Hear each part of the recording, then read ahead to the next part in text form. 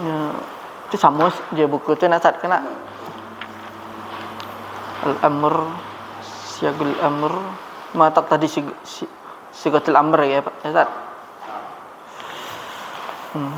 Bismillah. Assalamualaikum warahmatullahi wabarakatuh. Waalaikumsalam warahmatullahi wabarakatuh. Alhamdulillah wassalatu wassalamu ala asyrafil anbiya'i wal mursalin wa ala alihi wa ashabihi ajma'in. Amma ba'd.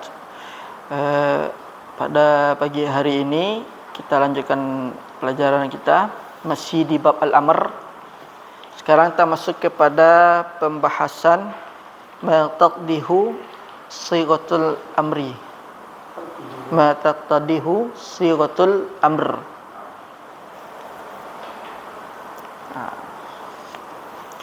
Ma artinya apa? Taqtadi yang diterapkan atau yang diinginkan, sighah lafal atau bentuk al-amr, perintah. Apa saja lafaz amar yang diinginkan darinya. Jadi maksudnya arahnya sighah amar itu kemana dia. Nah, silakan Pak Zul baca. Pak Zul, sighatul amri anda itlaq taqtadi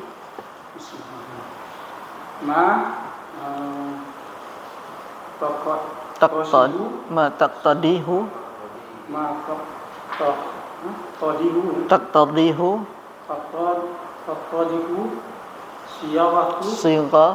sigatul amr. Sigatul amr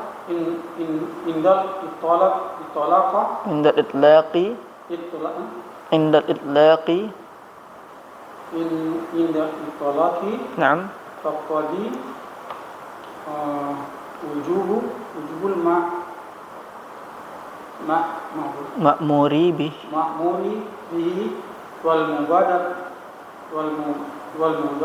wal mubadaratu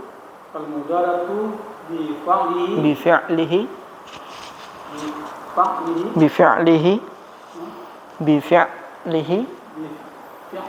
na'am fawra fawran.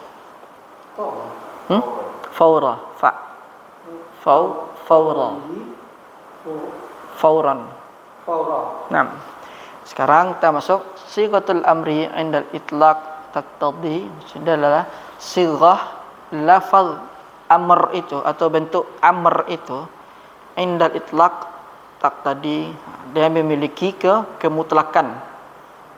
Taqtadi yaitu menginginkan atau yang dimaksud adalah wujubul ma'muri bih, dan wajib diperintahkan dengannya atau bersegera melakukannya. Jadi kalau kita bikin apanya al-asl al-amru yaqtadi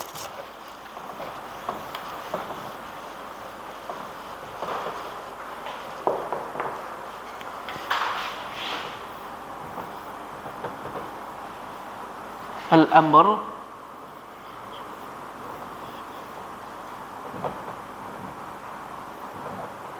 yaqtadi, di kitab dikatakan al-wujub wa al-mubadarah.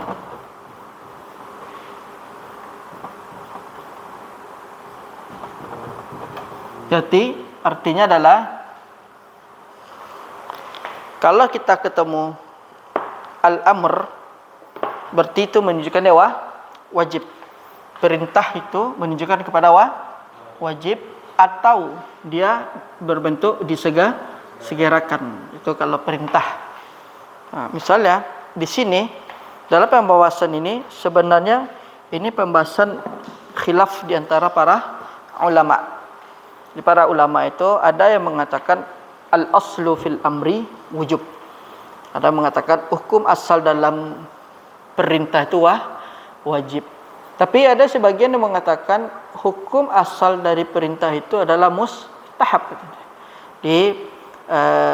dalam pembahasan sighah al-amr ini ada khilaf di antara para ulama.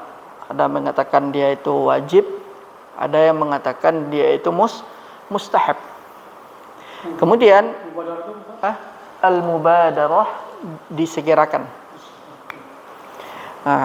Kemudian yang mengatakan itu adalah mustahab, ada yang mengatakan dengan beralasan apabila sudah ditetapkan, ditentukan sebuah perintah, berarti telah ditetapkan juga perkara yang disyariatkan, kata sebagian para ulama yang mengatakan al-amrul mustahab. Kemudian yang menjadi dia mustahab di sini adalah yaitu dari sisi mengerjakannya atau perintahnya. Tapi kalau misalnya datang sebuah bentuk lafaz amr, berarti itu menunjukkan dia ketetapan untuk syariat. Cuman yang membedakan di sini adalah dalam mengerjakannya, dari sisi mengerjakannya. Kalau selagi itu dikerjakan atau ditinggalkan tidak mendapatkan dosa, maka dia termasuk mustahab. Kemudian apalagi itu? Karena harus ada dalil atau qarinah yang mengatakan kalau al-amru itu mutlak dikatakan wajib itu. Kata sebagian para ulama.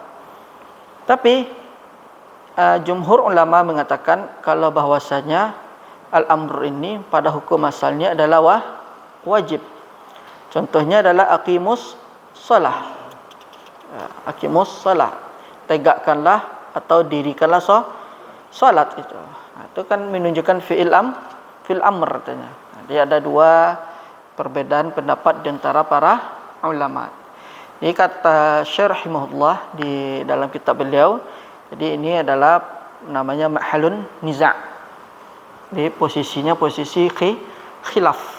Jadi tidak ada di dalamnya itu yang mana yang tetap, yang mana yang kokoh itu. Tapi hukum asalnya pada asalnya itu adalah al-amru yaqtadilil wujub, itu hukum asalnya. Selain dari dalil aqimus shalah tadi, dan juga ada juga dalil yang mengatakan dalam perintah haji.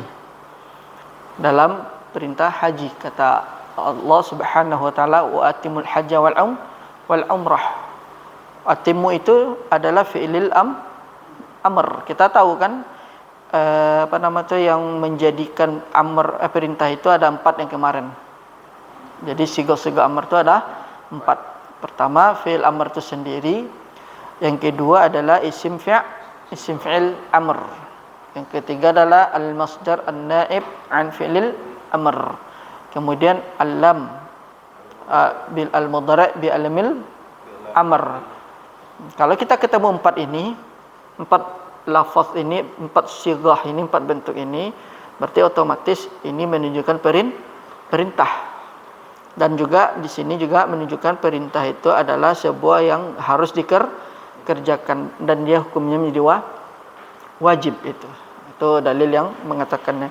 Kemudian dijelaskan lagi oleh para ulama wa atimul hajja wal umrah. Kalau kita misalnya melihat kepada sirah Nabawi, Nabi sallallahu alaihi wasallam ketika itu pada tahun 6 Hijriah datang bersama para sahabat ke kota Makkah untuk menunaikan haji dan umrah. Karena berdasarkan pada tahun 6 Hijriah itu turunlah ayat wa atimul hajja wal umrah. Oleh karena itu Nabi sallallahu alaihi wasallam melakukan haji dan umrah. Tapi qadarullah pada saat itu dihalangi oleh orang-orang kafir Quraisy. Terjadilah di sana perjanjian Sulhul Hudaybiyah, yang mana perjanjian itu sebenarnya merugikan kaum muslimin. Dalam perjanjian itu disebutkan apabila ada dari kalangan kafir Quraisy masuk Islam, maka kembalikanlah ke Makkah. Kemudian apabila ada seorang muslim kembali ke Makkah, kembali kepada kekufuran, jangan dikembalikan lagi kepada Islam, jangan lagi dibalikan lagi kepada kaum muslimin. Nah, itu kan sempat terjadi kisruh di antara itu. Tapi Nabi sallallahu alaihi wasallam beliau tetap sabar. Dan dari ayat ini watimul hajja wal umrata ini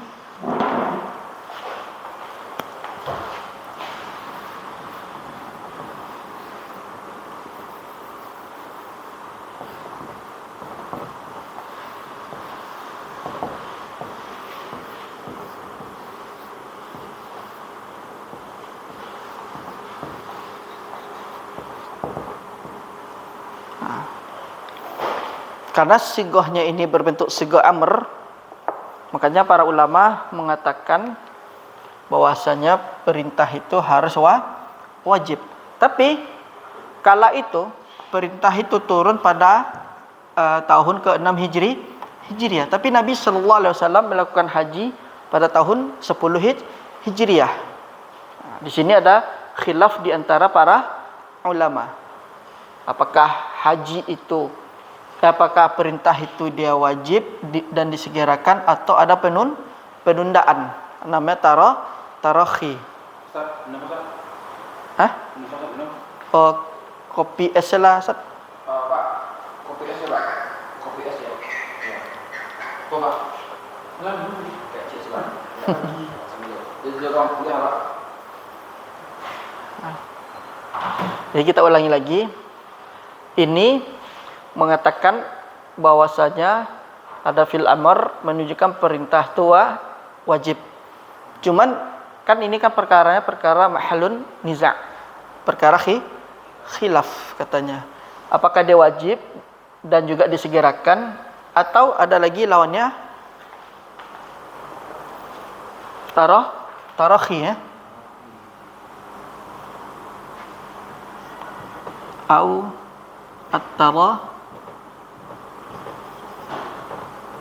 ditunda. Apakah kalau ada sesuatu diperintahkan itu harus kita menunda apa tidak, ya kan? Nah, di sini adalah namanya mahalun niza'.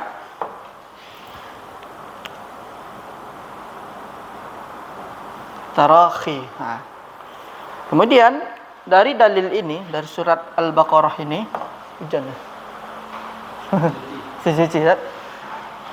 Dari dalil ini ada mengatakan sebenarnya perkara itu dia selain wajib dan dia juga masuk kepada tarakhi katanya. Ditunda. Iya. Kenapa? Dasarnya adalah Nabi sallallahu alaihi wasallam kala itu tidak jadi haji pada tahun 6 Hijriah. Tapi Rasul sallallahu alaihi wasallam haji pada pada tahun 10 Hijriah. Maka di situ dibilang bahwasanya al-amr itu dia bisa tarakhi atau mubadarah katanya. Ada juga mengatakan wajib, ada juga mengatakan hukum masalah mustahab katanya. Nah, kemudian dijelaskan lagi kata para ulama. Sebenarnya tanggal 6 Hijriah itu pada tahun 6 Hijriah itu adalah itmamul ibtida', penyempurnaan permulaan dalam syariat haji katanya. Nah, kemudian kapan dilaksanakannya? Pada tanggal 10 Hijriah itu. Tapi pada asalnya para ulama mengatakan hukum asal dari perintah itu adalah wajib dan mubadarah. Tapi Nabi SAW menunda sampai 4 tahun itu karena ada penghalang. Itu penyebabnya itu. Karena ada penghalang. Tapi pada dasarnya al-amru lil wujub wal mubadarah atau fauran tadi. Nah, itu hukum asalnya. Nah, kemudian ada lagi dari dalil nazar, dari dalil sebuah misalnya pendapat seorang bapak memerintahkan anaknya pergilah ke warung beli kopi. Kemudian si anak masih tetap bermain. Kemudian tetap mungkin 1 jam 2 jam kemudian baru balik ke rumahnya sambil membawa kopi yang diminta oleh bapaknya tadi itu. Ini kan hukum asalnya bapaknya memerintahkan, cuman si anak menunda. Tapi apa yang terjadi? Otomatis kalau seorang bapak memerintahkan anaknya, tapi anaknya itu tidak langsung mengerjakan apa yang diminta, pasti anaknya pasti marah. Nah, ini yang menunjukkan kalau hukum asal perintah itu adalah al-mubadarah atau disegerakan. Itu adalah dalil nazar, dalil dengan akal. Mungkin siapa saja kita, kalau misalnya kita memerintahkan seseorang, kemudian orang itu melalaikan atau tidak langsung melaksanakan perintah kita, otomatis kita pasti marah. Itu secara akal. Kemudian ada lagi, kenapa perintah itu harus disegerakan juga? Hadis dari Nabi sallallahu alaihi wasallam. Itu ketika itu Nabi sallallahu alaihi wasallam memerintahkan para sahabat untuk halak, potong rambut, cukur rambut sampai habis. Tapi para sahabat kala itu enggan untuk melakukannya. Sehingga Nabi sallallahu alaihi wasallam menyampaikan keluh kesahnya itu atau kekesalannya itu kepada istri beliau. Nah, sebagaimana kita ketahui para sahabat itu manusia yang paling taat kepada Rasul, manusia yang paling tidak pernah mengingkari Rasul sallallahu alaihi wasallam. Tapi kan di sini kan mungkin ada sebab kenapa para sahabat itu sampai menunda tidak mengikuti perintah Nabi sallallahu alaihi wasallam itu. Ini dalil yang mengatakan kalau bahwasanya al-amru itu menunjukkan kepada mubadarah, yaitu dengan kesal marahnya Nabi sallallahu alaihi wasallam kepada para sahabat kala itu. Tapi para sahabat ketika itu pasti ada alasan kenapa melakukan yang seperti itu atau yang demikian itu. Kemudian silakan tafadhal saya faminal adillati ala annaha taqtadi al-wujuba. Naam. Qauluhu ta'ala falyahdharil ladzina yukhalifuna an amrihi an tusibahum fitnah aw yusibahum azabun alim. An-Nur al-ayat.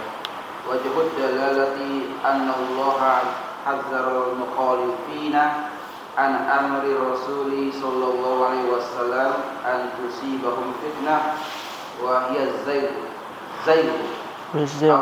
aw yusibahum azabun alim. Naam. Wa tahziru bimisli dzalik la yakunu illa ala tarki wajib.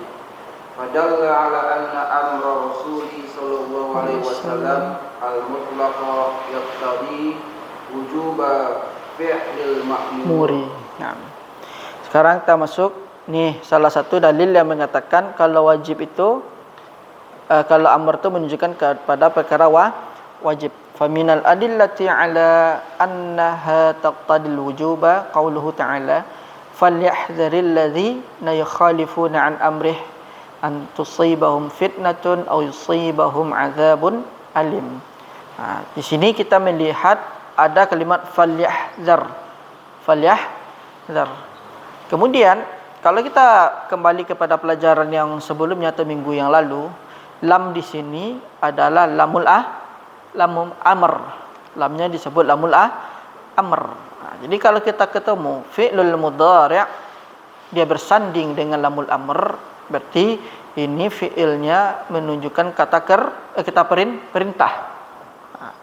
Di sini ada Allah Subhanahu wa taala memerintahkan untuk kepada orang-orang atau memberikan lamnya di sini selain lamul amr disebut lamul tahdid ancaman, bermakna tahdid.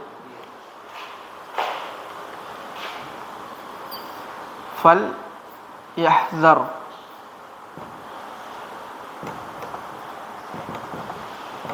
Jadi lamnya ini secara sighah dia menunjukkan lamul amr. Lamnya dinamakan lamul amri. Cuman fungsinya, faedahnya di sini sebagai at-tahdid ancaman. Dia perintah, tapi di dalamnya ada semacam ancaman. Falyahdharil ladzina yukhalifuna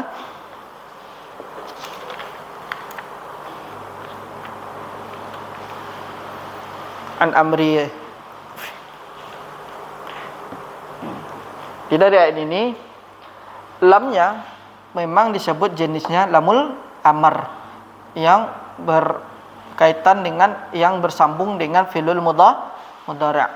Cuman bedanya di sini adalah dia fungsinya lamul amr di sini fungsi sebagai tahdid ancaman.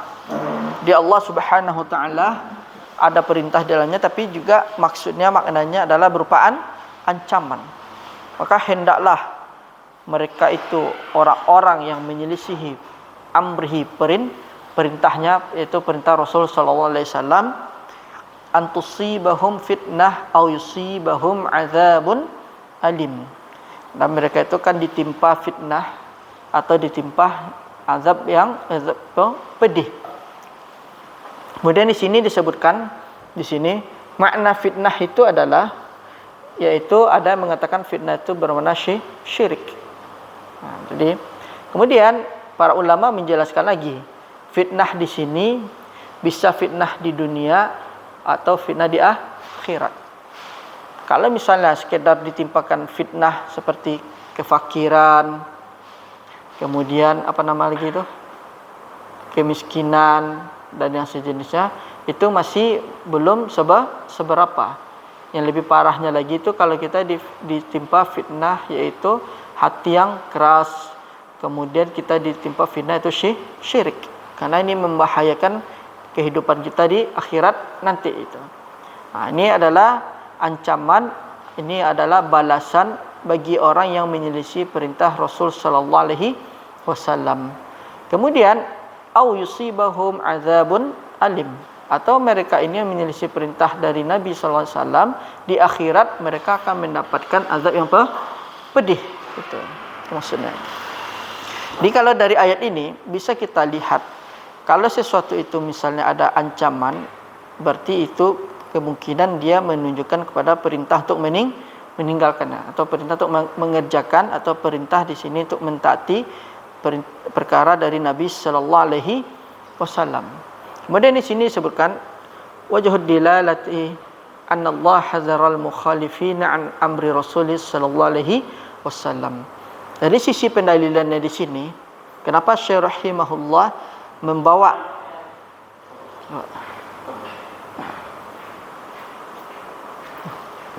Pak, kasih ya Pak. Kemudian di sini disebutkan wajh dilalah. Jadi sisi pendalilan dari ayat ini, kenapa Syekh rahimahullah membawakan ayat ini, yaitu orang yang menyelisih perintah Rasul sallallahu alaihi wasallam, kemungkinan dia akan ditimpa fitnah. Fitnahnya itu adalah az-zaiq, yaitu kesesatan di dalam hatinya. Zaigun artinya kesesatan. Itu orang yang tidak mau mendengarkan Rasul, tidak mau mendengarkan perintah Rasul, maka nanti hatinya itu akan ditimpa fitnah, yaitu zaigun. Kemudian dijelaskan manusia itu ditimpa oleh 3 fitnah dalam perkara hati. Yang pertama,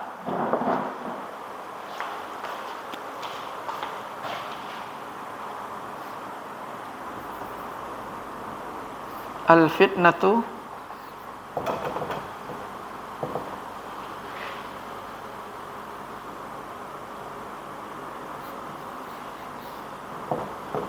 tusibul insan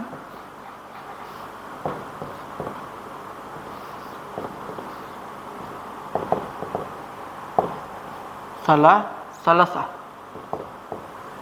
Pertama, ini maksudnya adalah hati yang dalam perkara hati. Ada namanya hayul qalbi. Hayul qalbi. Hatinya yang hidup. Kalau ini bagus ini. Maksudnya di sini adalah yash'uru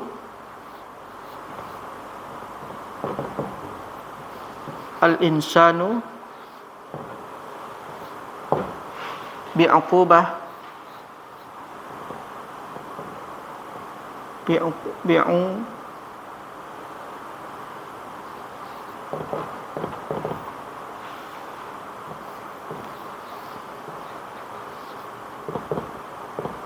al-qalbiyah wal hissiyah.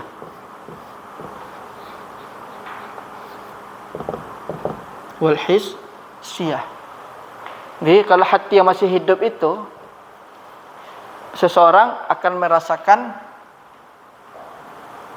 uqu. Hati. Hah? Hati al-qalbi. Qal. qalbi, hati yang hidup.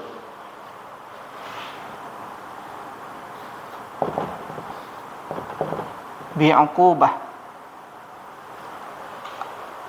Pertama, dia merasakan adanya hukuman dalam perkara hatinya. Kemudian perkara hissi, yang indra, panca indra yang dia tampak, yang dilihat dan dia rasakan. Nah, ini yang pertama yang menimpa manusia itu 3 perkara. Ada hayyul qalbi. Kan zaygun ini kan dia sebenarnya kan permasalahan hati itu. Bagaimana dia berpaling dari perintah Nabi sallallahu alaihi wasallam. Kemudian dijelaskan fitnah yang menimpa manusia itu dalam perkara hati ada 3. Pertama hayyul qalbi. Yang kedua adalah dhaiful iman. Dhaiful iman. Dia hanya merasakan uqubah al-hissiyah.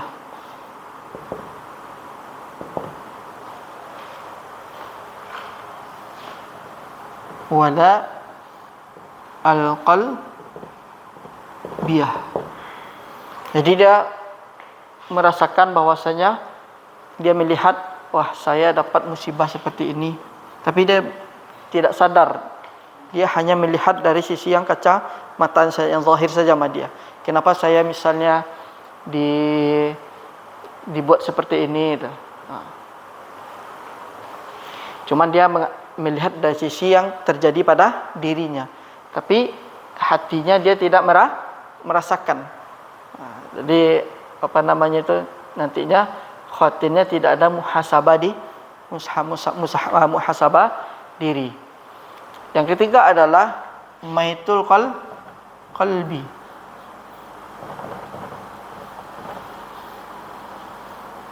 Matinya hati.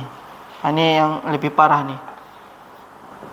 Uqubatul qalbiyah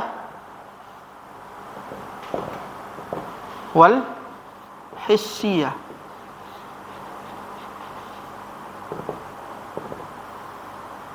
Ini yang parah nih. Maitul qalbi, uqubul qalbiyah wa hissiyah. Dia tidak merasakan, dia mendapatkan hukuman dari sisi hati dan juga dari yang panca indera dia itu, yang dia tampak itu. Nah, ini yang tetap saja dia melakukan kemaksiatan itu. Hah? Apa? Yang mana, Pak? Dhaif. Dhaiful iman. Lemahnya iman itu. Nah, inilah yang disebut dengan fitnatun wa hiya az-zayg, yaitu kesesatan. Ada mengatakan fitnah itu adalah kesyirikan. Kemudian manusia itu kalau tiba fitnah dalam perkara hati, dia akan dapat 3. Apakah dia hayyul qalbi atau dhaiful iman atau maitul qalbi. 3 itulah zayg, yaitu yang dalam perkara hati yang akan menimpa seorang muslim. Nah, ini adalah hukuman bagi orang yang menyelisih perintah Nabi sallallahu alaihi wasallam. Kemudian ausibahum adzabun alim, atau mereka akan mendapatkan azab yang pedih. Ini perkaranya di neraka atau perkara di akhirat. Kalau ini perkara dunia. Kemudian wa tahdhiru bimisli dzalika la yakun ila ala tarki wajibin. Maksudnya adalah peringatan seperti itu tidaklah terjadi kecuali bagi yang meninggalkan yang wajib. Nah, jadi dalil inilah yang mengatakan kalau perintah itu menunjukkan wajib. Kenapa? Kalau orang meninggalkan perintah yang menunjukkan kepada wajib itu, nanti dia akan mendapatkan hukuman. Seperti yang dibilang tadi.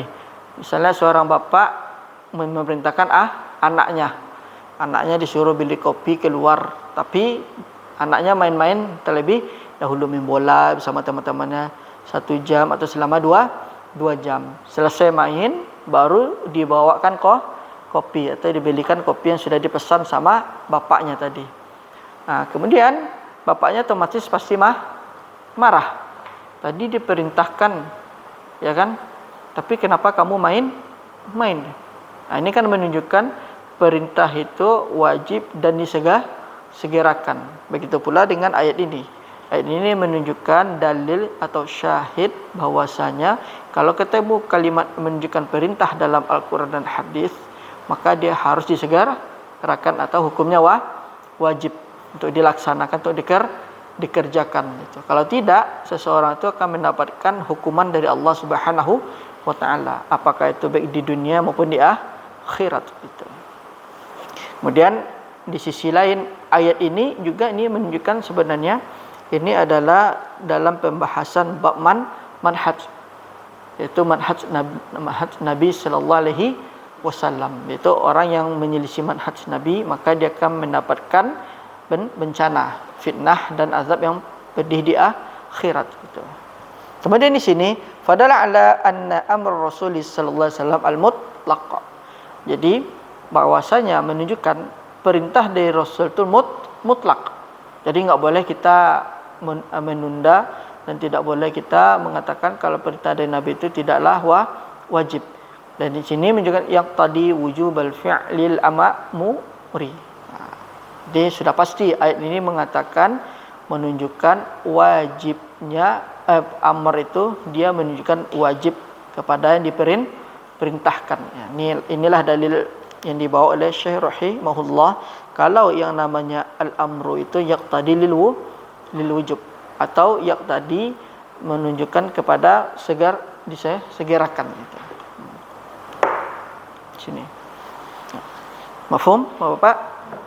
Kalau Ustaz, kalau ramu dulu salat, misalnya salat azan, wajib. Ya, kalau menunda waktu itu maksud para ulama dari hadis Nabi SAW, orang yang menunda waktu atau yang kena dalam surat apa nama tu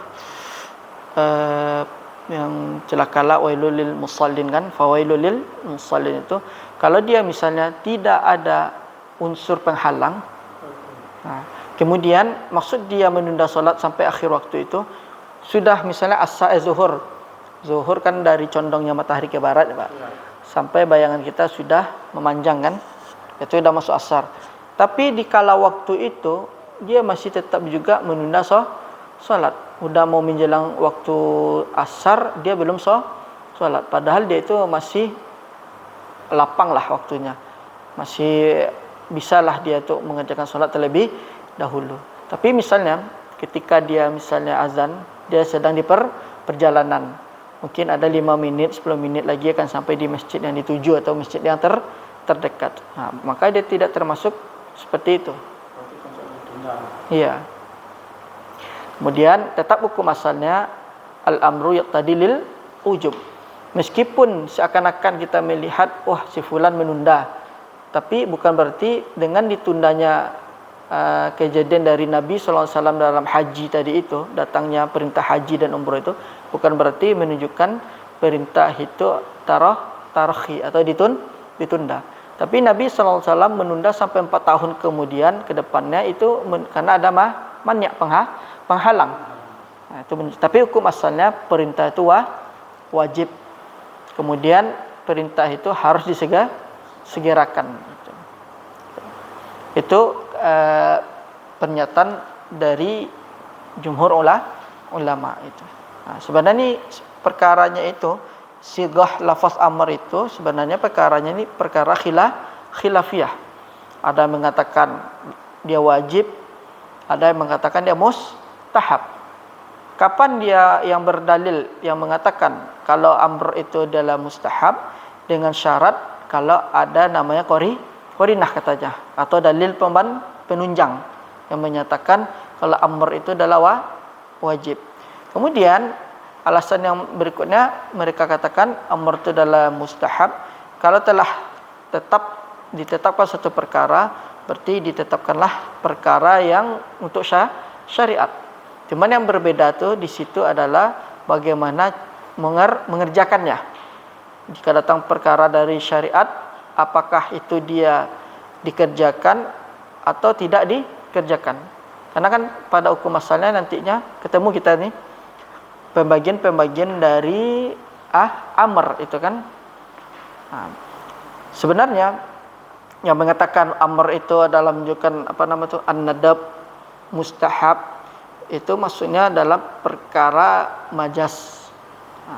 Asalnya itu adalah al-amru yaqtadi lil wujub. Hukumnya perintah itu menunjukkan kepada wajib. Adapun yang kita kenal nanti setelah ini, amr itu dia wajib, dia nadab, dia mustahab, itu disebut dengan majas. Bahkan sebagian para ulama mengatakan sigatul amr atau taqtadihu sigatul amr ini mengatakan bisa mendapati dia beliau ini 30 perkara. Bukan menunjukkan amr itu wajib saja, tapi ada 30 perkara mengatakan kemungkinan amr itu bisa nadab, bisa mustahab, mungkin bisa yang lain. Kemudian digabungkan oleh jumhur ulama. Tetap hukum asal wajib itu amr itu adalah wajib itu. Adapun yang dikatakan sampai 30 tadi itu dia termasuk dalam majasnya itu.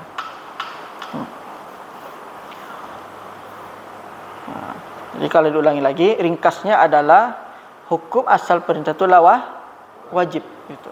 Adapun misalnya seakan-akan kita melihat dia itu ditunda, tapi tertundanya itu karena ada penghalang. Nah, tapi tetap hukum asalnya perintah itu wajib. Kemudian hadis dari Nabi SAW yang menyatakan ketika itu para sahabat tidak mengikuti perintah Nabi karena Nabi mencukur rambut, sehingga Nabi mengadu kepada salah satu istri beliau atas perbuatan dilakukan oleh para sahabat. Nah, bukan berarti di situ al-amr itu menunjukkan kepada tarohi. Tapi aslinya al-amr itu menunjukkan mubah daro atau fauran. Sahabat melakukan yang demikian itu pasti ada namanya alasan tertentu itu. Nah, silakan Pak Zul, wa minal adillati ala annahu wa minal adillati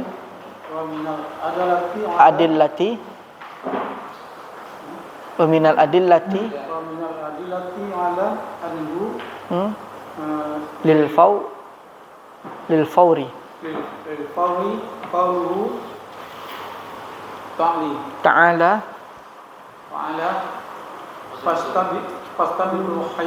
fastabiqul khairat. Al-Baqarah ayat 140.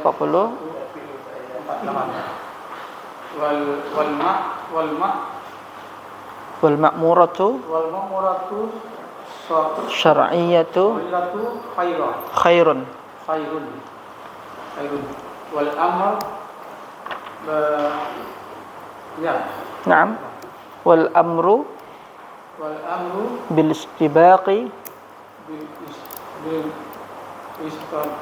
istibaqi ilaiha dalilun ala wujubil mubadarah.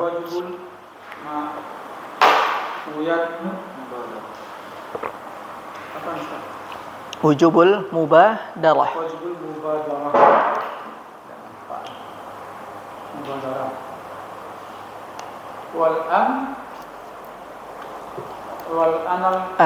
Sampai di situ dulu, Pak. Sekarang kita masuk kepada al-amru itu menunjukkan mubadarah. Tadi sudah kita bahas tentang al-amru itu menunjukkan pada wajib. Yang pertama adalah surah An-Nur. Kemudian ada lagi wa atimul hajja wal umrah. Kemudian di sini Syekh rahimahullah mengatakan wa minal adillati ala annahu lil fawri qauluhu ta'ala fastabiqul khairat. Dan di antara dalil-dalil yang menunjukkan bahwasanya amr itu menunjukkan kepada faur, disegerakan, yaitu berlandaskan dari firman Allah Subhanahu wa taala, fastabiqul khairat.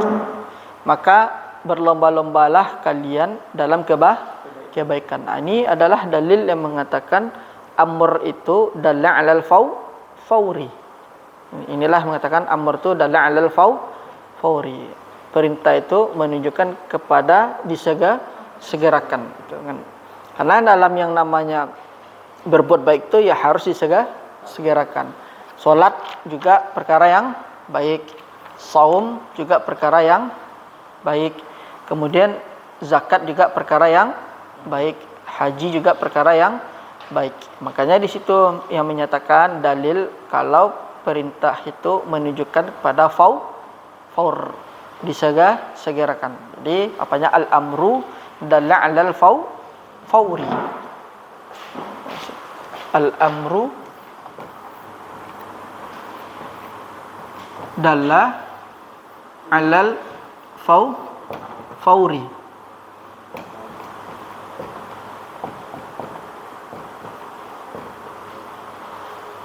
Perintah menunjukkan kepada disegerakan atau mubadarah.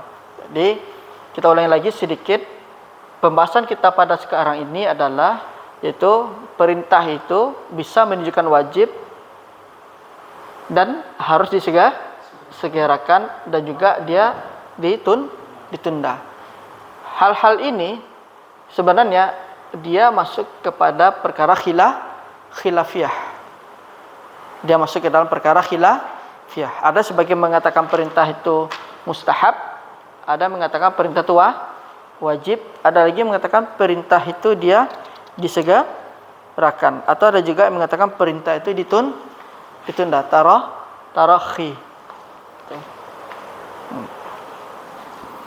Kemudian yang menunjukkan perintah itu harus disegerakan yaitu fastabiqul khairat. Maka bersegeralah dalam berbuat kebaikan. Nah, kalau kita lihat, kita perhatikan yang namanya perkara-perkara yang baik itu memang harus disegerakan, jangan sampai ditunda. Kalau misalnya telah hilangnya atau berlalunya perkara yang baik itu, nanti kitanya yang rugi. Contohnya misalnya si fulan bersedekah, ya kan? Nah, karena dia tahu ini perintahnya adalah dia menunjukkan kepada kebaikan. Tapi dikala dia tidak tidak melakukan perintah tersebut, bukan berarti dia tidak mendapatkan dosa, tapi dia ditunda kebaikannya. Cuman dia akan rugi sendiri, tidak mendapatkan pahala secara langsung itu. Karena dia menundakan. Nah itu kenapa yang namanya mendapatkan pahala itu sesuai dengan yang dikerjakan itu. Kita kerjakan nanti dapat balasan. Kemudian wal ma'muratu syar'iyyatu khairun. Nah, setiap perintah dari syar'i itu hukumnya baik. Hukum asalnya itu adalah baik itu. Misalnya ini disebut dengan namanya al-qadar al-kauniyah itu. Ada namanya al-qadar al-kauniyah, ada al-qadar syar'iyyah itu. Kemudian kalau menyangkut dalam perkara misalnya seseorang itu mengerjakan yang baik atau yang buruk, itu dia disebut dengan al-qadar al-kauniyah. Jadi al-ma'muratu syar'iyyatu khairun, maksudnya adalah setiap perintah yang datang dari syar'i itu menunjukkan kepada kebaikan. Jadi jangan ragu kita. Apa saja yang datang dari syar'i, maka dia itu menunjukkan kepada kebaikan. Maupun solat, haji, puasa, apalagi zakat, sedekah, menolong orang dan yang lain-lainnya. Itu kan namanya al-qadar asy-syar'iyyah wal qadar kauniyah. Tapi kalau al-qadar kauniyah itu dia kemungkinan bisa baik, bisa buruk gitu. Nah, dia masih masuk ke ini. Bismillah.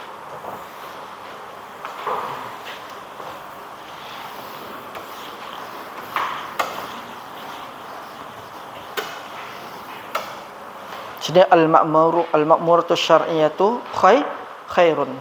Jadi di sini kita bagi, yaitu namanya al-qadar itu ketetapan al-qadar nau'an. Ada namanya asyar, ya. Ada namanya kauniyah.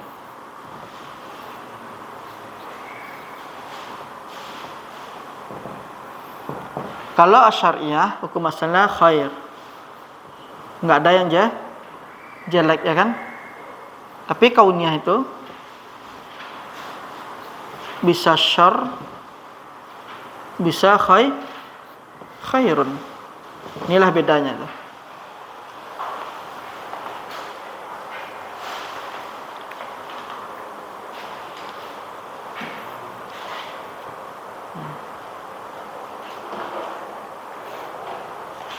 Ada syar'iyah, ada kauniyah. Nah, diperintahkan kita kalau berkaitan dengan syariah, berarti itu menunjukkan kepada kebaikan. Itu dalil yang mengatakan al-amru yaqtadi lil fawri. Kemudian kalau misalnya datang sholat subuh, apa yang kita harus lakukan? Menunda atau langsung disegerakan? Harus langsung disegerakan. Kecuali ada namanya penghalang. Misalnya tiba-tiba mau sholat subuh ke masjid, perut sakit. Kemudian terlambat masbuk atau sudah selesai sholat baru kita melaksanakan sholat di rumah. Itu bukan berarti kita melalaikan perintah, karena di sana ada namanya mani', penghalang. Bukan berarti juga menunjukkan perintah itu bisa ditunda.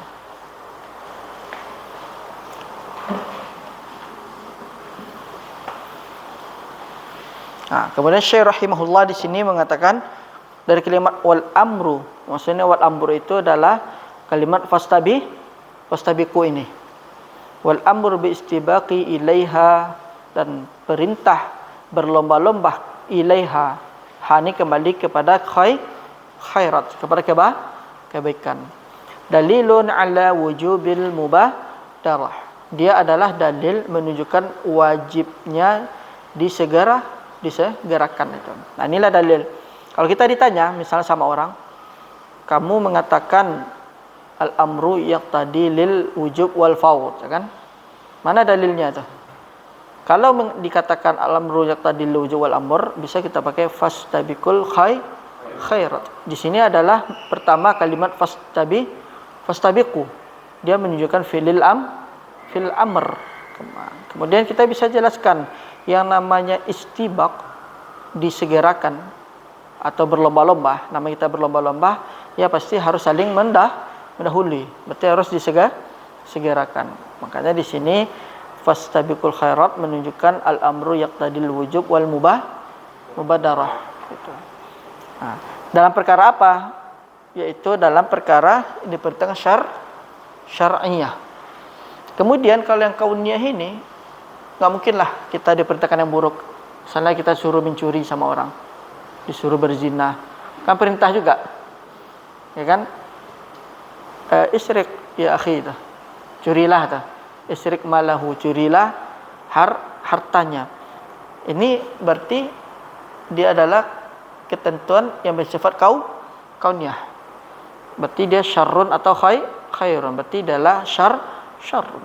Kalau misalnya perintah itu menjerumus kepada keburukan, berarti harus kita tinggalkan. Berarti tidak harus kita lakukan. Jadi maksud di sini adalah al-amru yaqtadi lil wujub wal fawr, itu adalah yang berkaitan dengan syar'iyah. Kalau memang berkaitan dengan kauniyah dalam perkara duniawi, ya kan? Itu dia bisa baik bisa buruk. Misalnya seseorang dalam perkara duniawi, seseorang diperintahkan oleh bosnya untuk membuat laporan, kerjakan, ya kan? Mungkin dari perkara duniawinya dia dapatnya adalah yaitu dia mungkin dapat tambahan gaji atau nanti dapat predikat karyawan terbaik, ya kan? Tapi itu kan juga dia dalam perkara khair, baik kan? Kalau dia mengajak ini, dia nanti akan dapat reward. Nah, itu kan perkara kauniyah. Ya. Tapi kalau syar'i yang syarrun, yang jeleknya, misalnya bosnya buat laporan yang apalah pemalsuan gitu. Kan perintah itu kan. Bosnya memerintahkan, "Hai fulan, tulis laporan tentang pengeluaran uang pada bulan ini tuh." Misalnya kalau masih bersisa, tuliskan saja itu kan. Masukin saja ke dalam laporan. Itu kan menunjukkan perintah juga. Cuma perintahnya dalam perkara yang buruk. Kita dibuat curang, disuruh berbuat curang. Berarti dia masuk kepada kauniyah dia. Tapi kalau syar'iyah itu harus disegerakan dan hukumnya wajib. Itu. Mafhum? Nah, silakan Al-Farizi. Walanan nabiyya. Ini dalil yang kedua dari hadis Nabi sallallahu alaihi wasallam.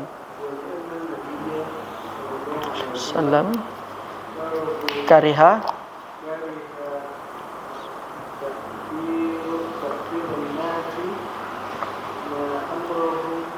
ma amarahum bih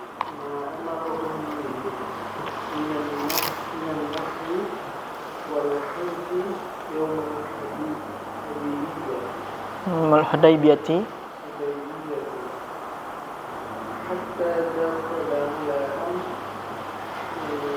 ala Ummi Salamata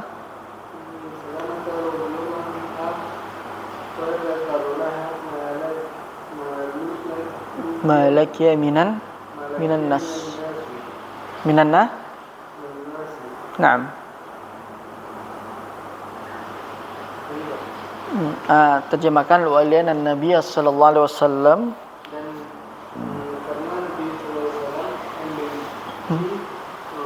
orang-orang menunda apa yang beliau perintahkan kepada mereka. Menanahar berkurban, bersembelih, kurban atau menyembelih hewan. Dari berkurban dan mencukur pada hari Hudaybiyah. Hatta hingga masuk atau menemui di sini. Sehingga Nabi menemui istri beliau yaitu Ummu Salamah. Lalu Rasulullah menyebutkan kepada Ummu Salamah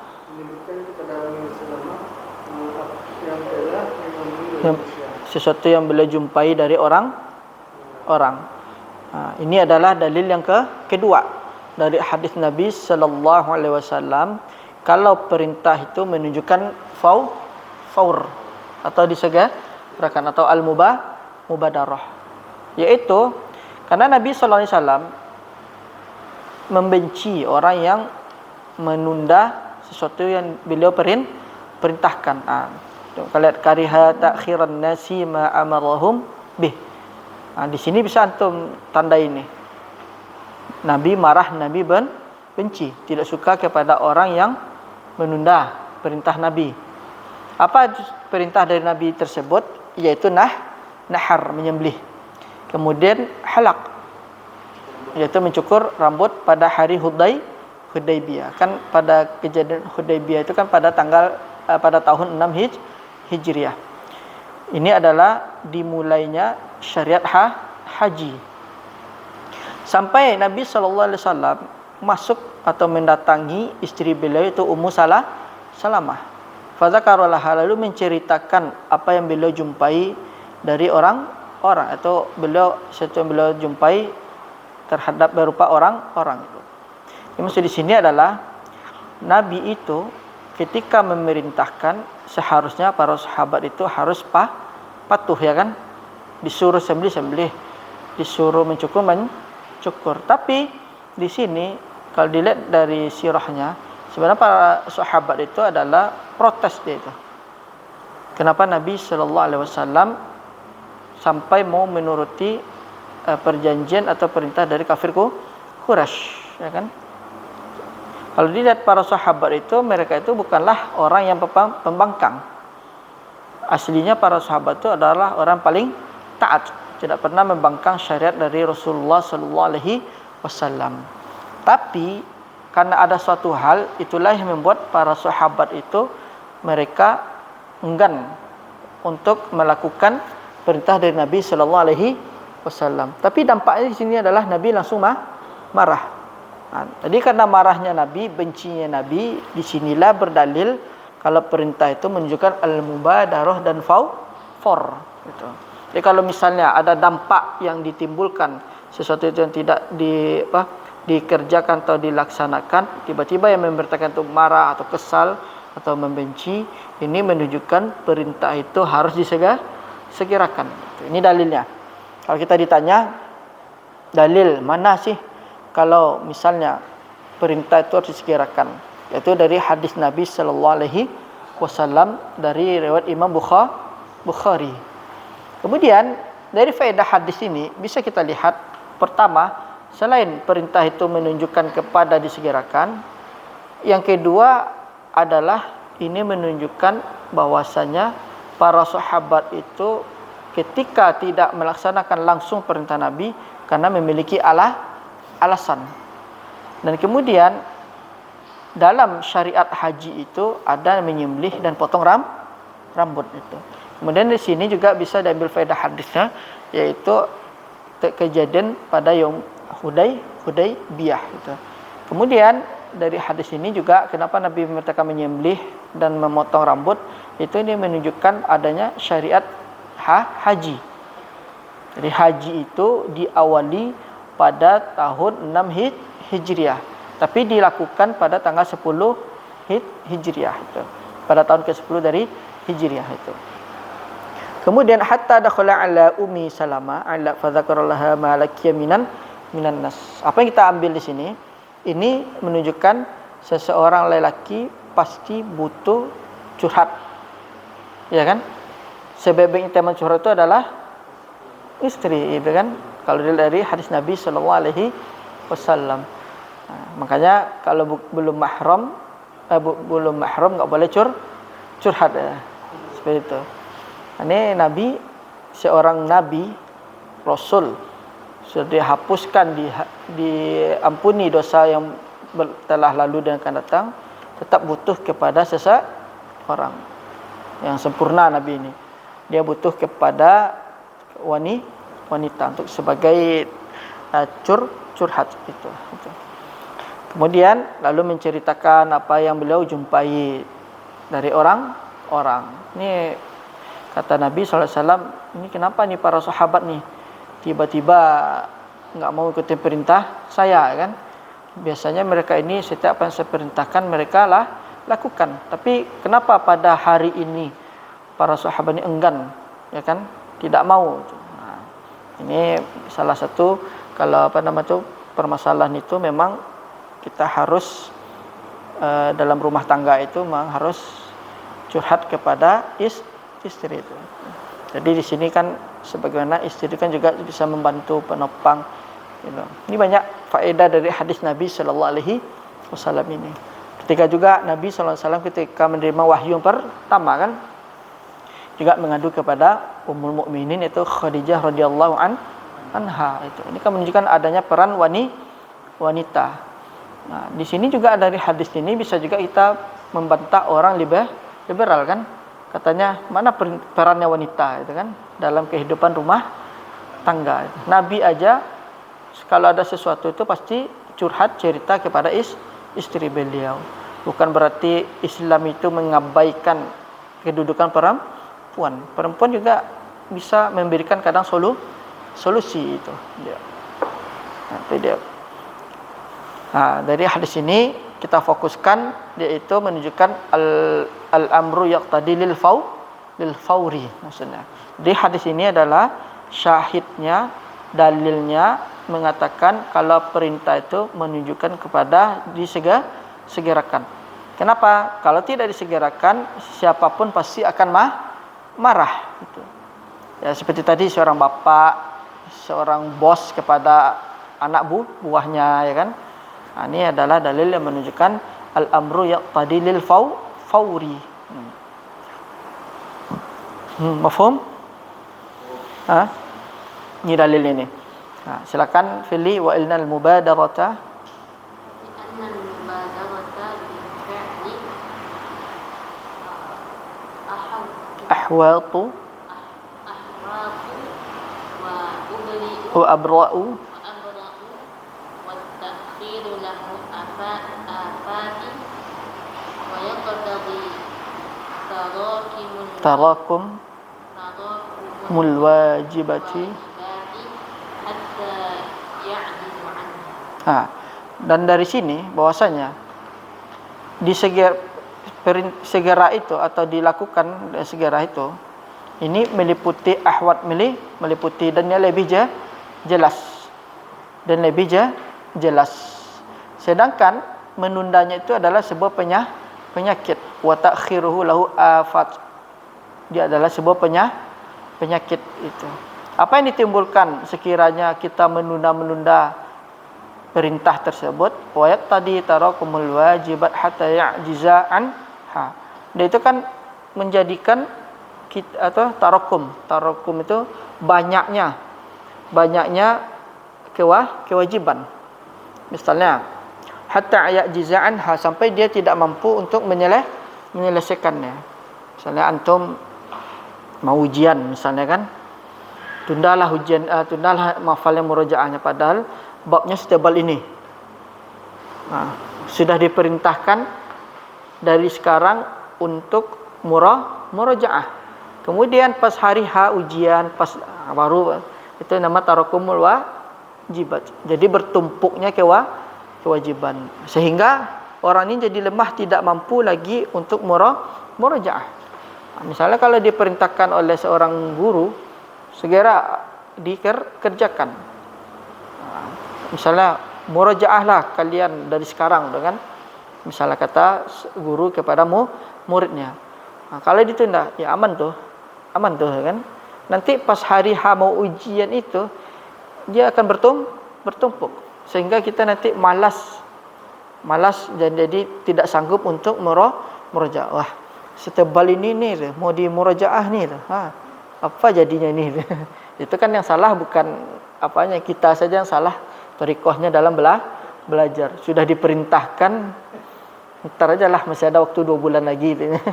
Ditumpuk, akhirnya tidak mampu. Padahal dari awal perintahnya sudah ada.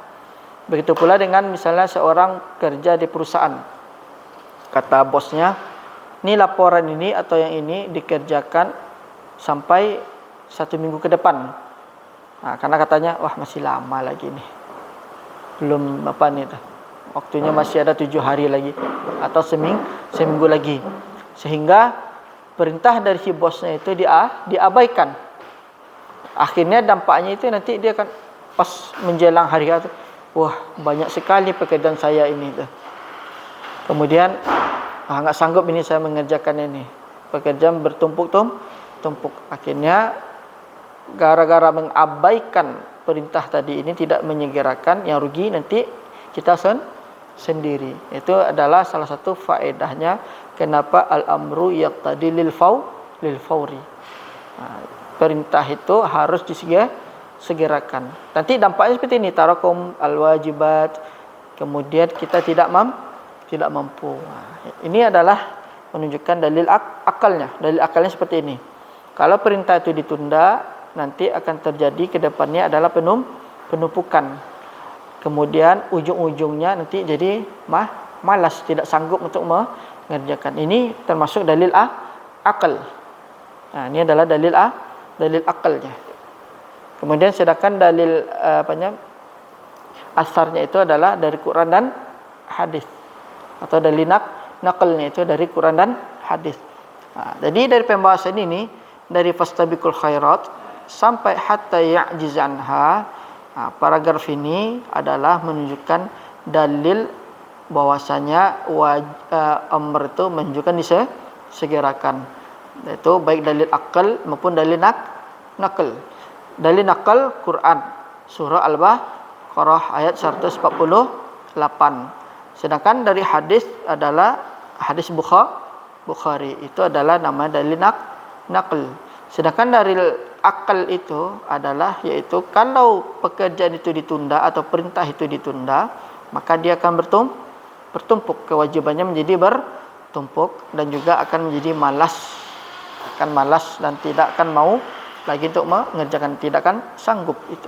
Nah, jadi dari paragraf ini bisa dibikin bagannya kalau antum mau ditulis misalnya al-adillah anna al-amra yaqtadi lil fawr. Bikin aja dalil akal dan dalil naql dan dalil akal. Dalil naql yaitu Al-Qur'an dan hadis, kemudian dalil akal yaitu yang terakhir ini. Kalau mau dibikin tasjirnya itu, dibikin rangkumannya itu. Jadi dari paragraf ini bisa antum bikin kesimpulan. Annal amra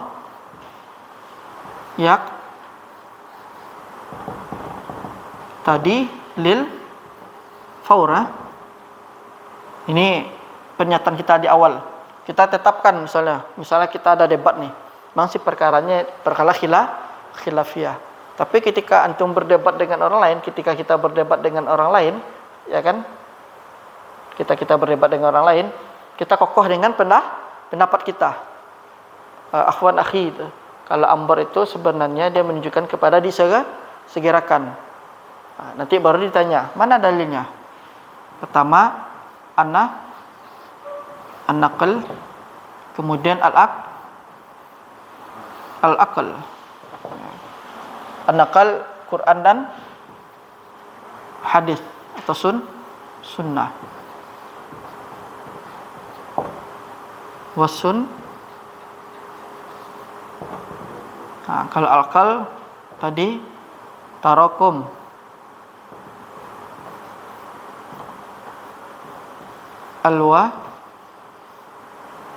Jibat. Nah, ini dalil akal nih. Ini kan masuk akal nih. Ditunda pasti akan bertumpuk. Nah, ini adalah rangkuman ringkasan dari yang ini, paragraf ini.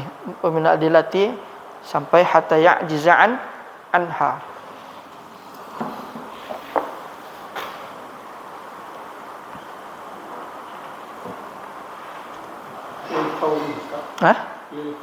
Lil fauri. Faur. Asalnya itu wajib itu perintah itu dua, wajib dan disegerakan gitu. Jadi dari pembahasan ini sebelum kita masuk kepada nanti digeser amr itu bisa nadab bisa ibahah. Nah, jadi kesimpulannya adalah amr itu dia menetapkan, menginginkan wajib dan disegarkan. Itu hukum asalnya. Meskipun pada dasarnya yang pembahasan ini dia masuk pembahasan khilafiyah. Nah, tapi yang lebih hafalnya itu adalah yaitu al-amru yaqtadi lil wujub wal faur itu. Nah, ini yang menunjukkan kalau sigo amr itu yaitu perintah itu dia menetapkan wajib dan disegerakan. Itu dari kesimpulan dari yang kita bahas kali ini. Tapi nanti kita juga nggak boleh juga marah kepada orang. Bukan, saya nggak setuju dengan pendapat kamu itu. Bahwasanya al-amr itu dia bukan wujub tapi mustahab katanya. Kan ada juga mengatakan enggak, dia tarakhi ditunda katanya. Nah, ini kan masalahnya masalah khilafiyah. Nah, kalau misal ini antum harus datangan juga dalil. Kalau kita bersikeras kalau perintah itu wajib dan disegerakan harus keluarkan dalil. Jangan sampai hawa nafsu saja yang bermain. Enggak, pokoknya wajib tuh amr itu wajib. Kemudian harus segerakan. Kalau kita sebut seperti itu berarti kita tidak ilmiah.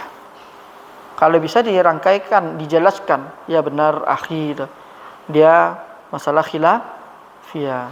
Ada yang bilang mustahab, sebagiannya ada mengatakan amr itu tarakhi. Kalau kita bisa menjelaskan, nah itu baru namanya ilmiah, itu baru namanya seorang penuntut ilmu itu.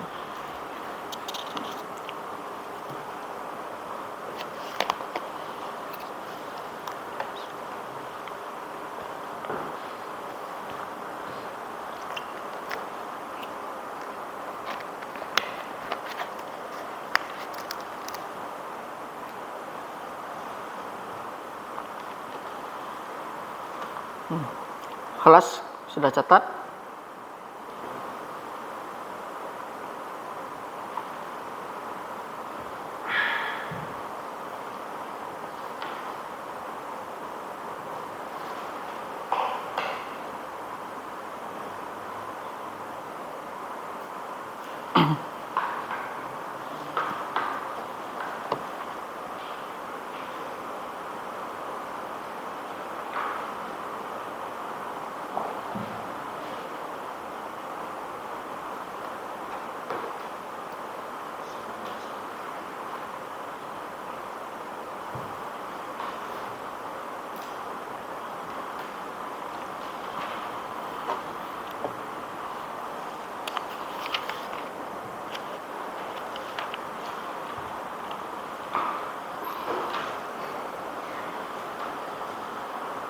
Ramadan tetap masuk ya, Ustaz? 2 kali pertemuan, berarti sisa atau apa? Bisa sampai Akhir bulan ya, Ustaz? 2 minggu Ustaz. Berarti bila tu, Ustaz? 30 terakhir nak. Atau 2 mereka sudah. Terserah Ustaz ya. Kalau Ustaznya pulang kampung, capek atau ada pulang kampung rencana, Ustaz? Tapi itu April, 3 April kan itu. Oh, 3 April Ustaz pulang kampung. Ya terserah Ustaz, tanggal 30 terakhir coba. Iya, tanggal 30. 30 terakhir Ustaz. Iya. Insyaallah. Ya. So, untuk mengejar tahun depan nak Ustaz dah. Kalau itu harus dihabiskan sampai tahun depan. Nah, iya. Ya. Takut nak terkejar sampai akhir bulan, akhir tahun nak Ustaz dah. Soalnya tamat. Tamat ya Ustaz. Sampai sebelum Juni mudah-mudahan tamat.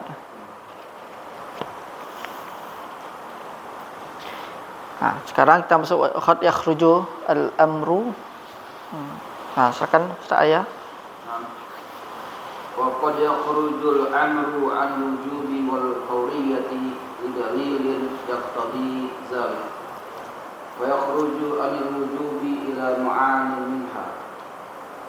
Wa hiya an-nadbu ka qawlihi ta'ala wa ashhidu idza tabaya'tum al-Baqarah al-ayat.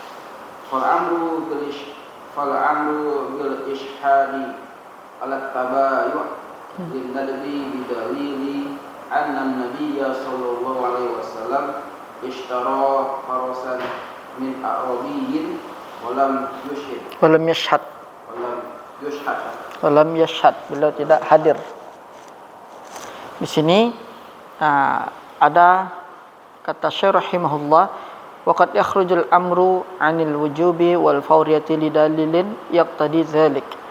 Kan kita tahu hukum asal amr itu adalah wajib dan faur ya kan. Tapi di sini ada, kalau kita ketemu sigo al-amr ya kan, tapi dia bisa menunjukkan nadab. Berarti ini adalah menunjukkan adanya qarinah.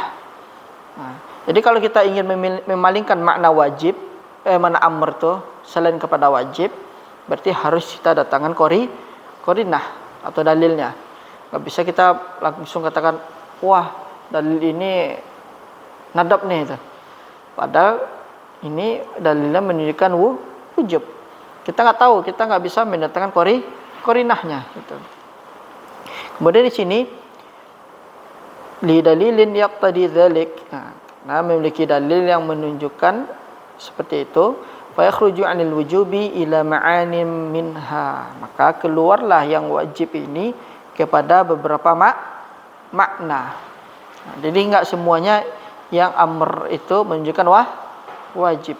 Terkadang dia menunjukkan sunnah atau an-nadab. Contohnya an-nabbu ka qaulihi ta'ala wa ashhidu idza tabaya'tum. Di sini kita lihat kalimatnya wa ashhidu. Ini kan fi'il amr kan? Ya kan?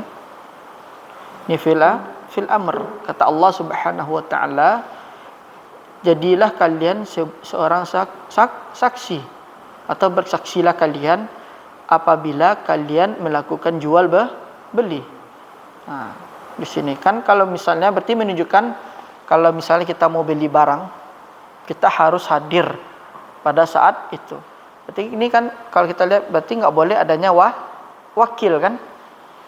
Kalau kita secara letter like kita fahami ayat ini, berarti kalau kita jual beli tidak boleh diwakilkan. Misalnya kita mau beli nitip lah sama teman kan? Misalnya kayak si fulan, saya nitip nih beli gorengan, ya kan?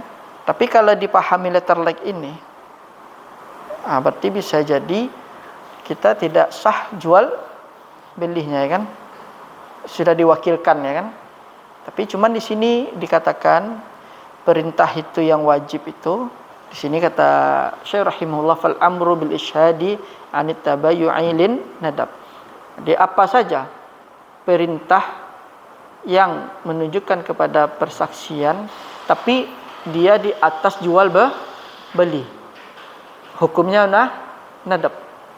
Jadi kalau misalnya kita ingin melakukan interaksi jual beli, ya kan, berarti yang namanya saksi itu atau kehadiran kita pada saat terjadi transaksi tersebut tidak harus mesti hadir, tidak harus mesti ada, ya kan?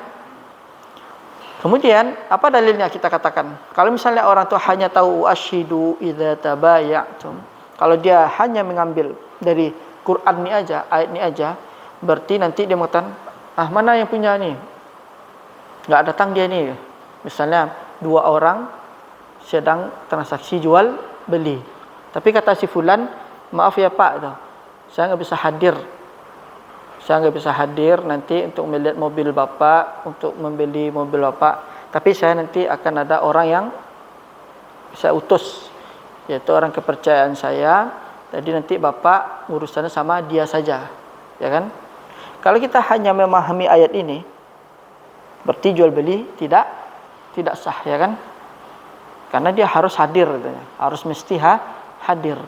Tapi di sini disebutkan dengan dalil bahwasanya Nabi sallallahu alaihi wasallam pernah membeli seekor kuda dari orang Arab, ya kan? Dari orang Arab. Tapi Nabi tidak hadir pada saat kejadian tersebut, pada saat peristiwa tersebut, karena Nabi sallallahu alaihi wasallam mewakilkan kepada salah seorang sahabat. Jadi seorang sahabat itu diutus oleh Nabi sallallahu alaihi wasallam untuk mengurusi perkara Nabi sallallahu alaihi wasallam ketika itu. Di sinilah korinahnya. Jadi hadis Nabi sallallahu alaihi wasallam ini menunjukkan adanya korinah, ya kan? Tidak semua lafaz amr itu menunjukkan wajib. Terkadang dia menunjukkan nadab. Tapi dengan syarat harus ada korinah. Contohnya misalnya dari hadis Nabi sallallahu alaihi wasallam, kan Nabi memerintahkan misalnya salat nawafil, salat sunnah. Apabila orang tidak mengerjakannya, berarti Nabi tidak marah. Kemudian Nabi tidak benci kepada orang yang meninggalkannya.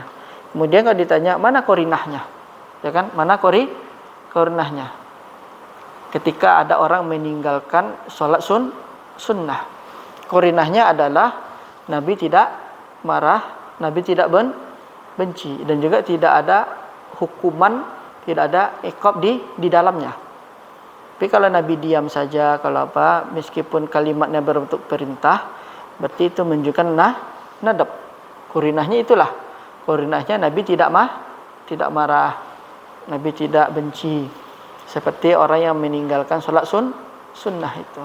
Tapi kalau misalnya ada di sana penegasan Nabi marah Nabi benci seperti yang tadi, itu berarti menunjukkan perintah itu harus disegerakan. Tapi kalau Nabi diam saja, meskipun dia lafaz dan dikeluarkan oleh Nabi lafaz perintah, berarti itu bukan menunjukkan wajib. Berarti itu dalam menunjukkan nadab. Itu. Misal contoh lain apa misalnya kan? Selain solat sunnah dan juga saum, ya kan? Saum Senin dan Kamis. Kan Nabi tidak marah, tidak melarang, tidak ada benci bagi siapa yang meninggalkannya. Gitu. Memang ada perintah di dalamnya untuk mengerjakan puasa Nabi Daud, puasa sunnah Senin Kamis, puasa Ayyamul Bid, di dalamnya ini. Jadi itu adalah korinahnya. Meskipun korinahnya itu terkadang tidak ada berasal dari hadis Nabi, tapi kita lihat dari perbuatan Nabi Sallallahu Alaihi Wasallam. Kalau Nabi memerintahkan sesuatu itu, tapi tidak ada ancaman dari Nabi diam, bisa jadi perintah itu bergeser hukumnya kepada sunnah atau nadab. Itu adalah korinahnya itu. Mafhum? Jadi digabungkan, jangan kita ambil dari Quran kemudian kita tinggalkan hadis Nabi Sallallahu Alaihi Wasallam. Kan kata Al-Imam Ahmad bin Hanbal, as-sunnatu mubayyinatun Al-Quran. Mubayyinatul Quran. As-sunnatu mubayyinatul Quran. Sunnah itu adalah menjelaskan Al-Quran. Jadi kalau mengambil jangan Quran saja, ambil juga hadis, digabungkan, maka nanti akan mendapati hukumnya gitu. Al-ibahatu. Tafadhal Al-Farizi.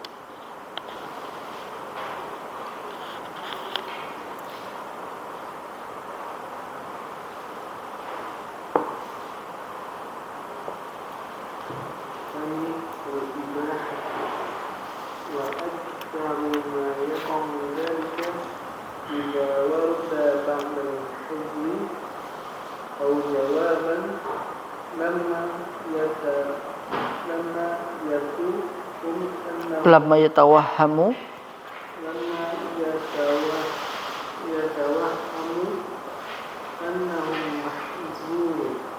annahu mahdzurun. Misaluhu ba'da al-hadr. Naam. Wa idza halaltum fasṭadu wal amru bil istiyad bil ibahati li wujuhi ba'da al-hadr al-mustafad min qawlihi ta'ala ghayra muhaddisin wa antum. Sekarang kita masuk lafaz amr itu bisa menunjukkan kepada mubah. Al-ibahatu. Di sini ini syaratnya, kaidahnya harus kita hafal. Syaratnya, kaidahnya adalah wa aktsaru ma yaqa'u dzalika idza warada ba'dal hadar. Jadi amr itu kapan dia datangnya menjadi mubah? Kalau datangnya setelah adalah larangan. Misalnya di awal dilarang, kemudian tiba-tiba diperbolehkan. Contohnya kuntu nahaitukum an ziyaratil qabr fazuru kata Nabi. Kan awal kuntu nahaitukum, dulu aku melarang kalian untuk melakukan ziarah kubur. Kemudian sekarang ziarahilah kubur tersebut. Jadi kalau misalnya ada dua sigah, dua uslub. Yang pertama, uslub pertama larangan. Setelah itu uslub kedua ada perintah. Ya kan? Maka perintah yang ini berubah menjadi mubah. Jadi kaidahnya adalah kapan kita mengetahui kalau perkara ini mubah, kita lihat dahulu. Kaidahnya adalah al-ibahatu ta'ti ba'dal hadar. Jadi kaidahnya adalah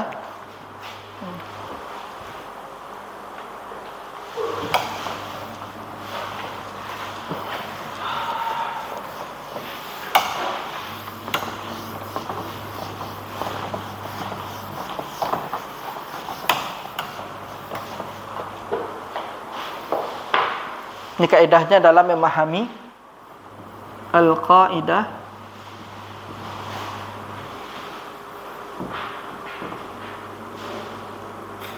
fi ilmiah. Kaidah dalam mengetahui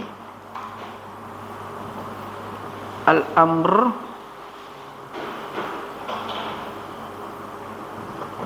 yaqtadi al-ibahah.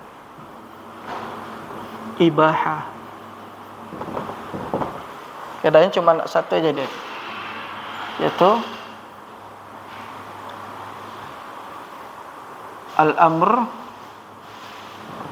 ya'ti ba'dal hadar. Udah selesai ini. Perintah itu datang setelah adalah larangan. Perintah itu datang setelah adalah larangan. Seperti tadi, kuntu nahaitukum an ziyaratil qabr. Kan kata Nabi, dulu aku melarang kalian untuk ziarah kubur. Berarti kan ada hadar. Kemudian kata Nabi, fazuruha, maka ziarahilah kubur tersebut.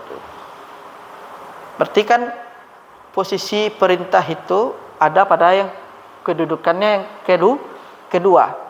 Kedudukan pertama dari lafaznya adalah larangan, ya kan? Kemudian datang lafaz kedua menunjukkan perintah. Sebagaimana juga dalam ayat ini. Wa idza halaltum fastadu. Kata Allah Subhanahu wa taala. Au jawaban, atau jawabnya adalah lamat yatawahhamu annahu mahdzurun. Sekiranya tawahum, masih belum jelas apakah dia ini dilarang. Annahu mahdzur. Mahdzur itu artinya dilarang. Kemudian misaluhu ba'dal hadar. Contohnya dia itu datang setelah larangan. Kata Allah Subhanahu wa taala, wa idza halaltum fastadu. Maksudnya apabila kita sudah selesai rangkaian haji dan umrahnya, maka bolehlah kita berburu kan. Dulu kan kalau masih dalam berihram, masih dalam haji dan umrah, kita tidak boleh memburu binatang di sekitaran Makkah dan Madinah, ya kan. Kemudian kata Allah Subhanahu wa taala, wa idza halaltum fastadu. Mana di sini syahidnya? Fastadu. Ini syahid yang mengatakan ada perintah bolehnya kita berburu. Syaratnya apa? Wa idza halaltum. Apabila kita sudah selesai dari rangkaian-rangkaian haji dan umrah. Tapi kalau masih di dalam rangkaian haji dan umrah, kita tidak boleh melakukan apapun, termasuk memburu binatang yang ada sekitaran di Haramain, ya kan. Ini adalah dalil menunjukkan dia kalau dia mubah gitu. Benar, fal amru bil istiyadi lil ibahati li wuqu'ihi ba'dal hadar al mustafad min qawlihi ghairu muhillis saidi wa antum hurum. Dan tidak dihalalkan, tidak diperbolehkan berburu sedangkan kalian sedang ihram, ya kan, sedang melakukan rangkaian